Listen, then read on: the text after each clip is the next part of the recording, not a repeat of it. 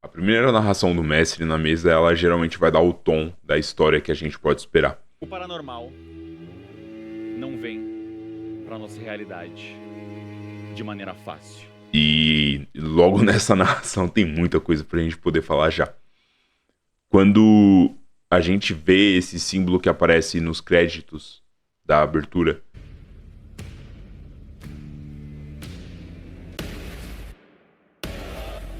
logo a gente consegue associar com o ritual que a Agatha disse que prepararia no final de Natal Macabro. Os três estavam juntos no mesmo lugar? Que sorte! Achar os outros dois já tinha sido difícil pra caralho. Mas agora que a gente tem todos os 5, vai dar certo. Eu vou preparar tudo pra começar o ritual.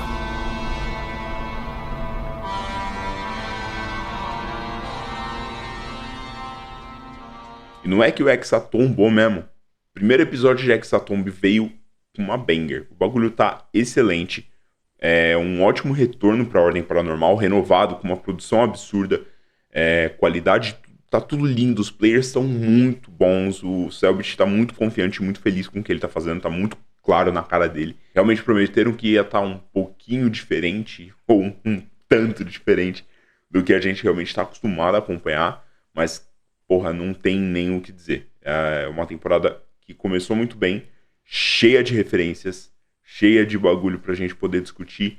A gente tem um painel inteiro que eu montei aqui com uma pá de bagulho pra gente poder dar uma olhada. Vamos fazer uma análise não muito minuciosa em todos os aspectos, porque é uma live de 3 horas, quase 4 horas de episódio. Não vai ser um react, vai ser uma análise de alguns pontos. Então a gente vai pular pro vídeo, voltar pro painel, pular pro vídeo, voltar pro painel, só em alguns pontos chaves que eu quero discutir. Fechou? Um preço sempre deve ser pago. E escolhas devem ser feitas. Algo grande está prestes a retornar. Vocês conseguem sentir as suas intenções na gnose da transição. E existem aqueles a quem a grandeza sempre foi prometida. Quando ele diz que um preço deve ser pago e que escolhas devem ser feitas, a gente começa a perceber que talvez os players não tivessem cientes, como ele disse no começo, que eles estavam meio perdidinhos do que estava para acontecer. Mas alguém sabia. Alguém estava ciente. Os players, especificamente, não sabiam, mas quem eles vão interpretar estavam completamente cientes. Mas fica claro na próxima linha que esses quem eles vão interpretar não são necessariamente os killers. No símbolo do ritual a gente vê que tem 5 círculos em cima e 5 círculos embaixo.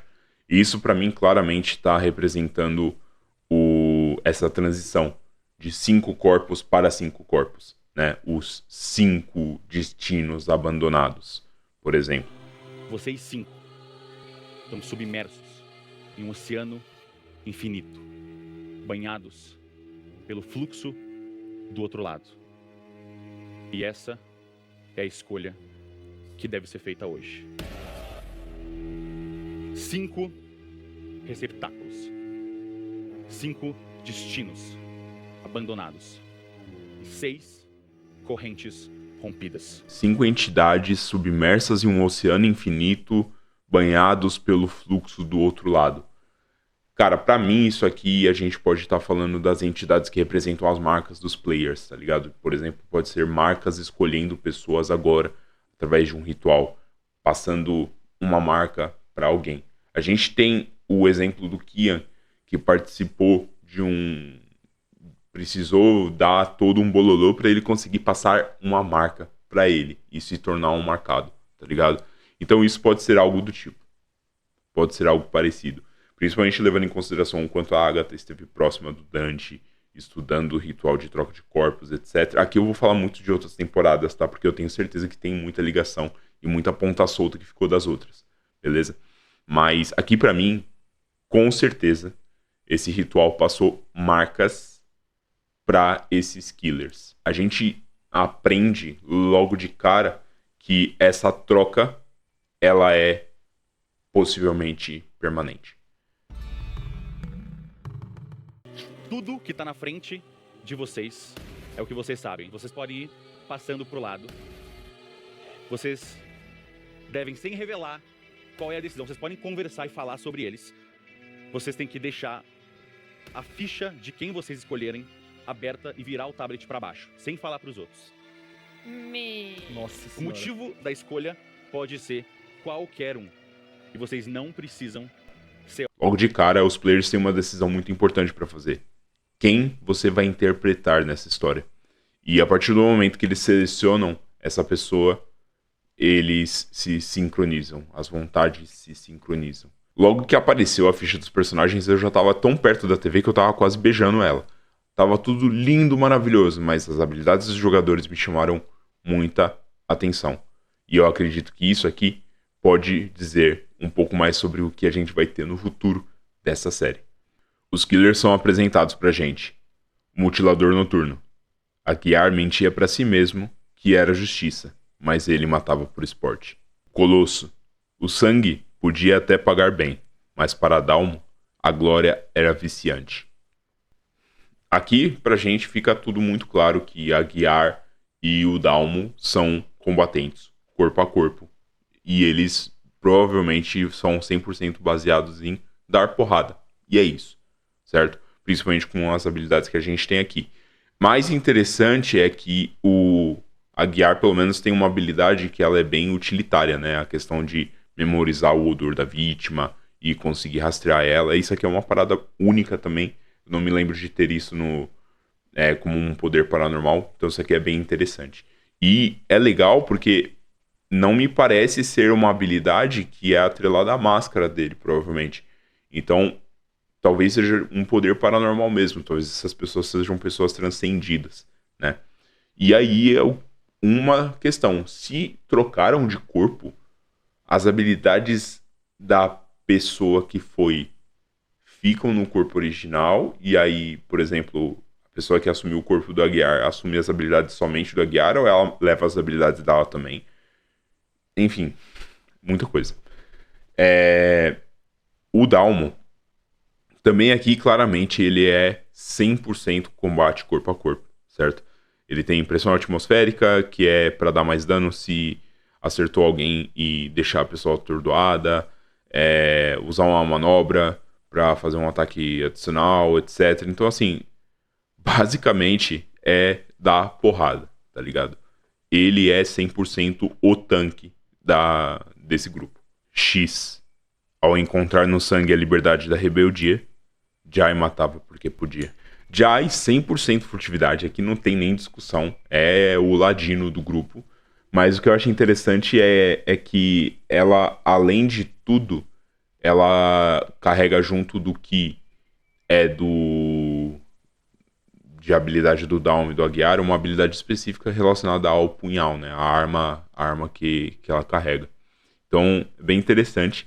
Mas tem uma habilidade da Kemi, que foi o que mais me chamou a atenção e me fez querer falar sobre. Kemi não se importava com o ideal moral.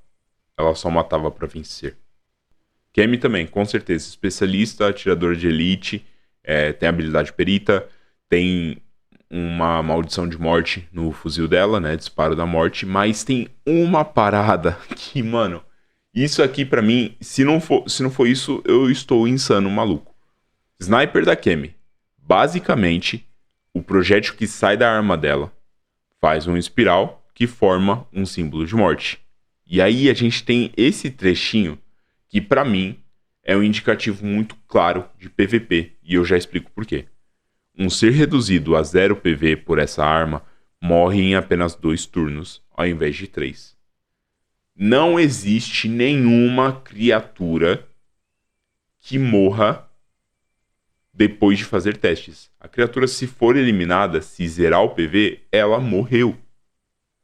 Com exceção, obviamente, das criaturas que, tipo, reseta a barra de vida, tá ligado? Mas isso aqui é uma habilidade 100% PVP. Não tem discussão, mano. Tá ligado? Se for falar de mecânica, ordem paranormal, óbvio. Cellbit poderia ter mudado isso, mas depois do combate que a gente tem no final desse episódio, pra mim tá muito claro. Isso aqui é uma habilidade de PVP e tá 100% confirmado. Vai ser eles contra Psicólera e provavelmente mais gente, tá ligado? Como eu disse no vídeo, fazendo a ligação entre Hexatomb e Don Quixote, tá ligado? Pra mim tem no mínimo 2 mesas. Se pá, a minha aposta que tá no meu bingo é 3 mesas, tá? Então são 2 mesas, se pá, Killers da Lua Sangrenta, Psicólera, vai no... Acho que vai ser tipo um Team Deathmatch, tá ligado? E aí a gente muda pro passado. Talvez um flashback, alguma coisa assim, em que a gente veja alguma coisa no período da Inquisição, mostrando Espanha, talvez Brasil colônia, alguma coisa do tipo, certo? Mas, mano, aqui 100% confirmado o PVP. Não tem discussão. E essa pessoa cheia de interrogações, que eventualmente a gente chamaria de... Nome, Labirinto. Carlos. Birinto. Birinto. Aquele careca. É Lauro Birinto. Me chama de Labirinto. E Labirinto, que claramente é o ocultista do nosso grupo. Ele tava meio Mr. M no começo, né? Cheio de interrogações e tal. Gostei muito que ele tem um ritual de cada um dos elementos. Todos esses rituais me parecem muito úteis. Ele é bem buildado em cima de utilidade, né? Se a gente for olhar, por exemplo, ele tem a parada de enxergar através dos outros... através dos rituais dele, né? Fazer essa parada do mapa que fica tipo um sonar. Então, tipo, tudo é muito, muito, muito utilitário. E isso aqui pra mim também. Esse mapa sanguíneo com certeza é muito útil para um PVP, tá ligado? Então, tudo também muito bom, muito legal. Mas ele parece ser bem interessante também para utilizar algumas mecânicas de investigação. Ou de, sei lá, tipo, meio espionagem, tá ligado? Umas paradas assim. Acho bem foda. Vermelho. Vocês todos escutam batidas abafadas. O batimento do seu próprio coração, frenético, acelerado, o sangue correndo pelas suas veias. Ele parece direcionado, como se ele quisesse escapar do seu corpo e ir para algum outro lugar. Tudo é vermelho, as batidas continuam, impulsos. As batidas não são só de dentro, mas de fora também. O coração de vocês parece sincronizado com alguma outra batida na sua frente. A primeira coisa que vocês conseguem enxergar é uma espécie de caixão acorrentado. Batidas vindo de dentro, acompanhando o coração de vocês. Vocês não veem uns aos outros. Não existe nada além do tom carmesim, que engole tudo. E esse receptáculo de metal, pulsando. Os movimentos dos corpos de vocês são pesados, como se vocês não estivessem controlando os próprios músculos, mas empurrando eles por dentro, como prisioneiros da carne. Mas ir em direção a esse caixão parece ser a coisa certa. É a única coisa que vocês conseguem fazer. Vocês levantam o braço pesado para frente, prestes a tocar no caixão. Mas uma voz abafada vibra dentro da cabeça de vocês. Não abra. Tudo é vermelho. Todos eles escutam batidas abafadas, os batimentos dos seus próprios corações e o sangue correndo nas veias, como se tentasse escapar dos seus corpos. Aqui, quando eles enxergam esse caixão acorrentado logo à frente deles, para mim remete claramente ao trecho em que ele diz: eles conseguem sentir suas intenções na gnose da transição. Esse é o momento em que a gente está visualizando essa troca de mente final. A gente começa a acordar na perspectiva de cada um deles. E é importante ressaltar, a gente já teve bastante gente falando sobre isso, a narração do Cellbit, no despertar de cada um dos personagens, fala sobre os sentidos. Nada mais do que o próprio sangue seriam os sentidos. Então isso é bem legal, é bem interessante, que já está intrínseco dentro da história, que a gente está caindo 100% numa história de sangue. A primeira pessoa a despertar é o Aguiar. E na perspectiva do Aguiar, a gente enxerga a delegacia dele. Olhando ao redor, a gente encontra um painel. E para cada um dos despertares eu tenho um ponto-chave pra gente poder abordar, que são coisas bem interessantes. O restante a gente vai pular. Quando o Aguiar acorda, ele encontra ao lado dele um painel. E olhando para esse painel, a gente consegue algumas informações bem interessantes já logo de cara. Então, eu tentei tirar um print com a melhor qualidade possível, eu botei o vídeo lá no 4K e tudo, mas tem algumas coisas que ainda estão borradas, e aí não tem como, né? Aqui, primeira coisa que mais chama atenção pra gente é essa carinha que a gente conhece, né? Esse aqui é o Rodolfo. Renato. Roberto. Robervaldo, enfim. A Nitras faz homenagem a jogador desaparecido. Esse queridão, Caralho, agora não é meme, agora eu realmente esqueci o nome dele. Ele era o personagem do Phelps no Natal Macabro. E ele acabou sobrevivendo, inclusive. Nunca foi encontrado, pelo menos, o corpo dele. Então, com certeza, ele não tá morrido. Mas tem outra parada aqui bem interessante. O corpo do antigo vocalista da banda Psicólera é encontrado no Parque São Gonçalo. Como diz a própria música deles, eu não escondi um corpo na quinta-feira no Parque São Gonçalo, alguma parada assim. Então, obviamente, aqui tem a prova de crime de que esses cuzão mataram o antigo vocalista deles, provavelmente no momento em que eles estavam tendo um desacordo entre os killers. A gente já teve um histórico disso acontecendo, com o próprio Aguiar matando a Alice Lucena, né? Que era a mentora dele, era a antiga caçadora de gente, certo? Mas outra coisa que é interessante é que essa foto, antes eu não estava conseguindo associar muito bem o que era essa parada. Só que aí começaram a postar as fotos dos membros do Psicólera. A gente vai falar sobre eles lá pro final do vídeo, mas aqui tá muito claro que é uma camisa de força, certo? Uma camisa de força, machado de sangue, os caralho, enfim. Essa é a parada. Eu não consegui discernir muito bem essas duas imagens. Eu acredito que sejam placeholders.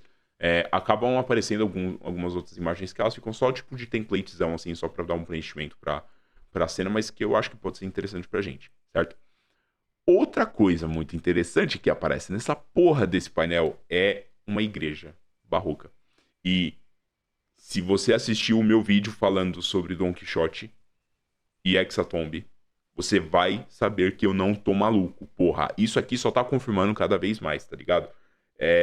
Eu fui tentar encontrar outras referências das diversas igrejas barrocas que a gente tem. Tem uma igreja muito específica em São João del Rei, que eu queria chamar um pouco de atenção pra ela. Eu acredito que não é ela que tá aparecendo aqui, porque o Celbert falou que o RPG vai se passar em um lugar que a gente não viu antes. Então pode ser em outra região de São Paulo, em algum outro momento, né? A gente começou em São Paulo, caralho, no Brasil, mas a gente começou em São Paulo. Pode ser que a gente vá pra outro lugar. Eu chutaria Pernambuco, tá? Aí é outra fita, mas eu acho que vai ser Pernambuco, Brasil Colônia. Igreja Barroca de São João del Rei. Dá um visu nessa parada aqui. Essa cruz aqui em cima, ela não é inocente, tá? Ela não é inocente. Enfim, isso é uma igreja barroca. Pra mim é uma ligação direta com a teoria que eu montei das referências entre esse período do barroco com os acontecimentos que podem rolar em Hexatomb. Mas a gente tem aqui, ó, também a imagem de uma queridona de vestido. Isso aqui me parece ser uma mansão, uma casa. Pode até mesmo ser a casa da Alice Lucena. E essa ficha aqui, que eu...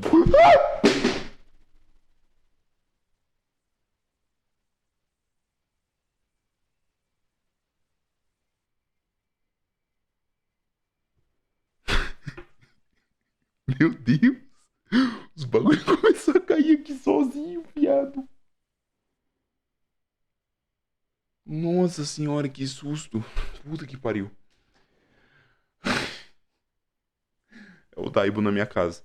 Essa queridona aqui, essa tal dessa ficha, eu acho que é uma ficha de identificação, tá? Pelo que eu consegui ler, não dá pra tirar muito detalhe desse monte de bagulho, não. Aí você tira um pouquinho do zoom, me parece que tá escrito ficha de identificação. O plot do Aguiar é basicamente, ele desperta na delegacia. De cara, a gente descobre que essa história está se passando depois do Natal Macabro, então faz sentido. A gente tá ali em meados do início de janeiro, e o Aguiar, ele encontra com uma queridona que trabalha com ele na delegacia e que fala que ele foi convocado em São Paulo porque precisam dele para resolver alguma parada. Eventualmente a gente descobre que na viagem que tem uma pessoa que foi encontrada e que carregava um cartão com o nome dele. E a gente já vai pular para aquela parte, mas antes a gente vai falar sobre o Dalmo. O Dalmo, para quem viu no Natal Macabro, a gente sabe que ele é diretor, uma parada assim, da companhia de transportes, e a gente acorda na perspectiva dele dentro do escritório dele. Ele aparentemente retornou de viagem, eventualmente a gente conhece a família dele, a esposa e a filhinha dele. Inclusive vai tomar no cu Selbit, filha da puta. Mas enfim, o Dalmo, quando a gente começa a explorar o escritório, eventualmente ele encontra essa sala secreta atrás do quadro de mergulhador dele. Ele clica na caveira e assim que se abre, nós vemos ganchos e nós vemos um altar. E esse altar tem uma parada que chama muita atenção e que vai se ligar com outro personagem. Quando a gente olha para essa parada, nesse altar, a gente vê que tem uma série de caveiras, quase como se fossem troféus para ele. Mas especialmente no centro, a gente tem uma caveira cheia de pregos. E aqui a gente vai pular para a terceira personagem introduzida nessa história, que é a Kemi. Quando a gente é introduzido a Kemi, a gente também recebe um painelzão na nossa cara. Eu também tentei tirar o melhor print possível. A gente vê aqui o Dalmo no centro, com uma recompensa, 25k. Eventualmente a gente descobre que a Kemi foi contratada para matar o Dalmo por uma pessoa, mas ela não o fez, e muito pelo contrário, se juntou a ele. Antes da gente falar do restante, a gente precisa dar uma olhada no restante desse painel aqui. A gente vai ver que algumas dessas imagens vão se repetir. Então, por exemplo, essa foto foi como eu falei, tá? Dos templates, placeholder, essas paradas. Aqui parece a mesma mansão do quadro do Aguiar, a mesma imagem, né? Tem essa imagem aqui também do mesmo quadro do Aguiar, que estava do lado da camisa de força do queridão que foi de base. Então, tem algumas coisas aqui que não dá pra gente tomar por garantido. Algumas coisas que são únicas. As cenas dos crimes, as cenas da onde a Kemi, que aparentemente é uma mercenária, onde ela ia executar as pessoas, e rostos queimados de 5 pessoas, ou rostos furados, né? Talvez por bala, de 5 pessoas que ela já eliminou. O Dalmo seria o sexto. São sempre 6, né? A gente ouve isso em Natal Macabro. Então pode ser que a Kemi estivesse por conta própria, fazendo esses assassinatos, ou ela acabou entrando para um grupo. E aí entram algumas coisas, né? Pode ser que, por exemplo, o Henry tenha planejado desenrolar meio que um free for all, tá ligado? Tipo, a gente tem em Jujutsu, tem uma referência muito legal que em um dado momento coloca-se uma recompensa no mercado negro, e aí os caras, tipo, começa a aparecer uma par de grupos de mercenários diferentes, separados, tentando cumprir a mesma parada para conseguir essa recompensa. Então pode ser que, às vezes, pode ter algum plot do Henry no meio disso, enfim. Mas não acho que seja, tá? Só uma parada que me veio na cabeça.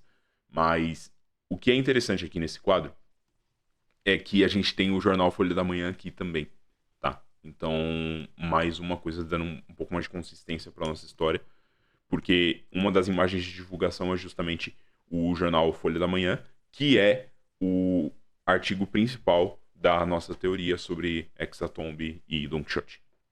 Enfim, tendo essa explicação toda, a Kemi então é confrontada por um magnífico Agostinho Carrara do inferno. E assim, porra, não tem como a gente não associar essa arma de pregos aqui do Agostinho com a porra das caveiras aqui do Dalmo com prego, principalmente porque o Agostinho quer matar o Dalmo. Então, pra mim, e é o que dá a entender, né? Ele fala pra Kemi, se eu não me engano, você largou nós e foi ficar com os caras, tá ligado? Tipo, o Dalmo, eu acredito que talvez o Dalmo fizesse parte de outro grupo de killers, junto do Agostinho, e aí ele deu marcha e fechou com o grupo dessa rapaziada aí. E no plot da Jai a gente enxerga algumas coisas bem interessantes na perspectiva dele, mas o que é mais legal de tudo é os prints. Os prints em que a gente vê algumas comunicações. Então, Jai para Dalmo. Dalmo em torno de 11 de dezembro, então aqui um pouco antes do Natal Macabro, né? Meu contato já confirmou, vai ter algum tipo de show, ele disse que explica o resto lá. Ele falando tudo em caps, né? Aqui a gente já vê que tem um sexto / sétimo elemento envolvido aí no meio desse bololô todo, e que vai ser o elo de ligação entre Dalmo e o grupo dos assassinos da Lua Sangrenta, né? Com Psicólera, que obviamente é o show deles. A gente encontra, né, o panfleto do show tanto na mão do Dalmo quanto na mão da Kemi. E isso aqui pode acabar batendo, inclusive, também com outra coisa que a gente falou na teoria anterior, que pode ter um sétimo elemento envolvido com essa parada. Porque se a gente for olhar o símbolo na lápide da Alice Lucena, a gente tem os 6 símbolos, né, em volta, mas a gente tem o símbolo de sangue central, né, que pode ser não pode ser ignorado como uma chave desse ritual também. Então, com certeza, existe aí uma brecha para uma possibilidade de uma sétima pessoa orquestrando essa parada toda. E, na minha opinião, a sétima pessoa seria o Raziel, tá? Existe o papel, na minha concepção, a gente tem sempre um papel, entre aspas, de líder de um agrupamento de 6. Entre 6 tem um líder, e todos esses líderes são marionetes de uma pessoa única, que é o Raziel. Logo em seguida a gente também tem mais um print. Aqui seria uma conversa da Jai com K, obviamente Kemi. A gente percebe que a Kemi é meio paranoica e que ela acaba trocando celular o tempo todo, mas eu acho que está tudo alinhado para o ritual rolar na próxima lua de sangue mesmo. E aí tem um pontinho muito interessante que a gente vê aqui lá no finalzinho, que aí a Kemi responde: até lá então. Ela: perfeito, Bi. Não quer treinar mais nesse fim de ano agora? E aí ela põe pro Papai Noel. Ou seja, o Natal Macabro não fazia parte das mortes que a gente contabilizaria, né? São sempre 6. Eles mataram por diversão, tá ligado? As pessoas que morreram, elas não serviram pra nada. E isso é foda. E isso só fortalece ainda mais a minha teoria de que os personagens estão sendo controlados agora por agentes da Ordem, tá? E a gente fala disso também no final. Último print, a guiar pra Jai. Jai pergunta se os 6 já estão indo. Isso aqui é no momento em que o Dalmo está levando a rapaziada pro acampamento. E hoje é você, certo? E aí Jai comenta: a melhor coisa que aquele careca fez foi juntar a gente. E aí o Aguiar responde: segundo minha mestra, ele já fez muito mais do que isso. E agora a gente vai pro careca. O Aguiar chega na delegacia aqui em São Paulo e se encontra com uma delegada que é relativamente familiar pra gente. Eu amo que ela é muito perua. É a Elisabela, que aparece lá no Iniciação. Então, a gente aqui já tem a primeira ligação. Todos eles acabam por fim se encontrando. O sangue deles está sempre se arrastando para uma direção específica. Eles descobrem que é quase como se ligada a bússola, e eles encontram um galpão. Tudo isso com o símbolo da Ordem. Vai se acumulando. Entrando nesse galpão, eles encontram aquele símbolo. Vai amarrar algumas pontas soltas que a gente teve logo atrás do Selbit, na abertura, né? No chão, preparado como um ritual com 5 caixões, aqueles mesmos caixões que eles estavam vendo.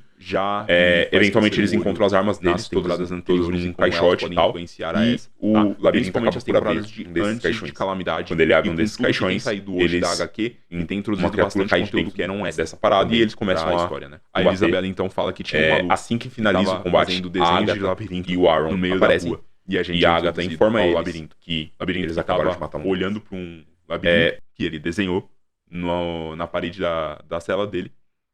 Ele, que então é o responsável por unir o grupo atual, de acordo com as mensagens da Jai. E, segundo a Alice Lucena, é o responsável por algo ainda maior. Ou seja, ele está orquestrando as paradas. Mas por que essa pessoa estaria orquestrando as paradas? O que ele pode ter feito de ponte? Aqui a gente já tem muito claro que ele fazia parte do grupo da Alice Lucena, talvez num período em que a Alice Lucena não tinha sido recrutada ainda para esse agrupamento de assassinos que estão envolvidos com o ritual da Lua Sangrenta, enfim. O labirinto é chamado por alguém na cela da frente. E esse alguém é familiar. A gente é introduzido a um morador de rua que foi preso, Jeremias, bêbado, junto numa cela onde tinham outros bêbados. E o Jeremias, ele parece conhecer o labirinto do estacionamento. Tem um momento em que ele fala que eu lembro de você. Jeremias foi sequestrado e ele tava no estacionamento do condomínio Novo Amanhecer. Isso acontece nos primeiros episódios de Desconjuração. E ele eventualmente é salvo pela Ordem. Ele fala pro Labirinto que eles estão pelas sombras, eles estão em todos os lugares, estão observando e tudo. E, porra, isso não tinha como não me remeter a Seita das Máscaras, ainda mais considerando que a Ordem hoje tem as máscaras. Talvez eles tenham conseguido, de alguma forma, aprender a usar as máscaras das pessoas das sombras ou algo do tipo. Mas também pode simplesmente só ser uma alucinação dele, né? Ele disse que a Ordem tirou tudo dele. Mas, porra, cara, pra mim, assim, não ia ter como introduzir um personagem como esse pela trazer ele logo no primeiro episódio, dar um espaço como esse, não é simplesmente só um fanservice, tá? Aqui a gente vai pra teoria final do bagulho, então eu vou dar um fast forward muito rápido pra gente só fechar o episódio e pular pra teoria. Então, todos eles acabam por fim se encontrando, o sangue deles está sempre se arrastando pra uma direção específica, eles descobrem que é quase como se fosse uma bússola e eles encontram um galpão com o símbolo da Ordem. Entrando nesse galpão, eles encontram aquele símbolo que estava riscado logo atrás do Selbit, na abertura, né? No chão, preparado como um ritual com 5 caixões, aqueles mesmos caixões que eles estavam vendo. Eventualmente eles encontram as armas deles, todas num caixote e tal, e o Labirinto acaba por abrir um desses caixões. Quando ele abre um desses caixões, uma criatura cai de dentro dessa parada e eles começam a combater. Assim que finaliza o combate, a Agatha e o Aaron aparecem e a Agatha informa eles que eles acabaram de matar um deles. Pra mim, o diálogo da Agatha deixou muito, muito, muito, muito claro que ela chega falando, nossa, é muito foda, vocês não lembram de mim? Não são os killers. Ninguém da Ordem ia tratar esses killers como pessoas boas. Ninguém da Ordem ia dar uma segunda oportunidade pra essas pessoas como fizeram com o Dante. Ninguém ia tratar eles como gente, tá ligado? Eles são bicho. Então, assim, esses malucos foram tratados como bucha, entendeu? Eles foram literalmente os receptáculos e foram utilizados pra que, de alguma forma, a Ordem conseguisse adentrar nesse culto no meio desse bololô da Lua Sangrenta. A Agatha, por ciência prévia, da experiência do que ela já teve, talvez até com esse próprio culto, conseguiu convencer todo mundo de que essa seria uma boa chance de invadir o culto da Lua Sangrenta utilizando o corpo desses killers. Então, cara, assim, pra mim, o final da temporada de Calamidade deixa muito claro que o Diabo é o próximo vilão principal, né? Então, aqui talvez seja uma forma deles conseguirem chegar lá. E eu vou dropar aqui, eu não tenho muito contexto, é só um hot take muito forte, eu acho que o Raziel não fecha com o Diabo, tá? Pode ser que o Raziel esteja, de alguma forma, tentando tomar conta do trono do Diabo e derrubar o Diabo atual. Enfim, pode ser algo do tipo. Mas agora vamos falar de teoria mesmo, certo? Teorias que talvez sejam bem baseadas. Já que a gente já tá falando no Diabo, a gente tem o Jeremias, que acabou reconhecendo o Labirinto de alguma forma, né? E ele fala, você tava lá no estacionamento. Então, quando a gente fala do estacionamento, a gente não pode deixar de falar do culto do amanhecer, certo? E quando a gente fala do culto do amanhecer, a gente não pode deixar de falar dele, o Gold. Síndico Sidney. O Síndico Sidney tem algumas paradas muito interessantes sobre a história dele e que foi expandido mais depois do episódio em que ele foi de base, né? Porque ele, logo em seguida a Ordem acaba conseguindo anular ele e o culto dele. Mas aparentemente não todo mundo, porque o Labirinto conseguiu fugir. Ou o Labirinto era alguém que ia atrás das vítimas do Síndico Sidney. Por quê? Ele era o cabeça de um grupo de ocultistas que fazia sequestros e vendia, entre aspas, essas pessoas para outros ocultistas. Inclusive os Scriptas, que são os vilões principais da maior parte da Desconjuração e da Calamidade. Quando a gente fala da venda dos sequestrados do Síndico Sidney pro grupo dos Scriptas, quem lidava diretamente com ele era o Henry. Isso é uma informação que o Selbit soltou em uma das lives dele há uma cota atrás, acho que faz uns 4 anos. Então, aqui a gente já tem uma primeira ligação, né? Mas, porra, tem muito sinal. Porque logo no começo da Desconjuração, a gente explora o apartamento do Síndico Sidney e tem tudo relacionado a sangue lá.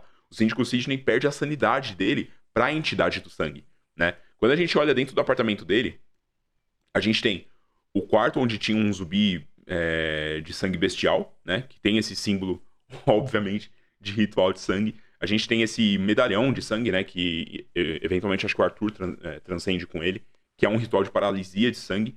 A gente tem também o ritual que o Síndico Sidney tá preparando no centro lá da garagem, né? O que tá escrito aqui nessa parada é: descubra e perceba o real propósito da tua própria entidade. Revele-se na ignorância que escolhe se banhar. Novamente, descubra e perceba o real propósito da tua própria entidade. Abra a sua percepção a uma infinidade superior. Eu não vou colocar aqui agora, porque senão vai ficar muito, muito, muito extenso. Esse vídeo já tá ficando maior do que eu tava pretendendo. Mas se vocês ouvirem Portal de Psicólera e comparar com a intenção do que a gente tem aqui, pra mim tá muito claro o desejo e a sede de poder do Síndico Sidney sendo tomado pelo sangue. Bem provavelmente, mais uma forma de fazer a ligação entre o diabo e essa parada dos cultos, né? Se eu fosse dar um outro hot take, isso aqui também é uma parada que veio, mano, muito voado na minha cabeça enquanto eu tava montando esse painel. E se o Síndico Sidney e o grupo do Agostinho Carrara, na época com o Dalmo, também já não tivessem envolvimento aqui com essa parada? E aí, através disso, que o Labirinto descobriu da existência do Dalmo, tá ligado? E aí, é quase como se tudo se interligasse ali em torno do que aconteceu no plot do Síndico Sidney, né? Mas, enfim, a gente analisando isso aqui, inclusive tem até a carta dele, né? A carta que a gente encontra no escritório, não lembro se era no escritório, era dentro do apartamento do Síndico Sidney. O tatuado vai chegar em breve pra pegar os porcos. A gente tem que preparar tudo pra fazer mais um ritual no estacionamento antes que ele leve todos desgraçados embora. Os caminhão com carregamento de fudido vai chegar de madrugada, agora dia 31. Preciso tentar aproveitar pra invocar poder. Tô sentindo que agora vai. Mano, assim, como que um ocultista bunda e até tanto acesso a tanto recurso ritualístico, a tanto conhecimento, a tanto ritual diferente, tá ligado? Como que um ocultista bunda desse ia ter acesso a uma porra de um zumbi de sangue? Sendo que a gente sabe, tá no livro de regras, criaturas, entidades são incontroláveis, a não ser pelo próprio diabo, que é a mamãe de todas as criaturas, certo? Então, mano, aqui pra mim, com certeza, era tipo, o Síndico Sidney era só mais uma marionete do Daibo, certo? Aqui, nessa época, também, pra mim, o coisa ruim já era o Henry. Pra mim, o Henry sempre foi o diabo, que nem o Kian, né? Henry, você sempre foi o diabo. E nessa época ele já tava tramando uma parada dele, tá ligado? Pra mim o Henry nunca fechou com o Kian. Pra mim o Henry sempre agiu por conta própria, ou através da vontade do diabo. E ele segue o planinho de malandro dele, tá ligado? De acordo com o que ele quer fazer. Então, mano, pra mim, 100% confirmado. Aqui a gente consegue fazer a primeira ligação, né? De algum dos membros dessa temporada direta ao diabo.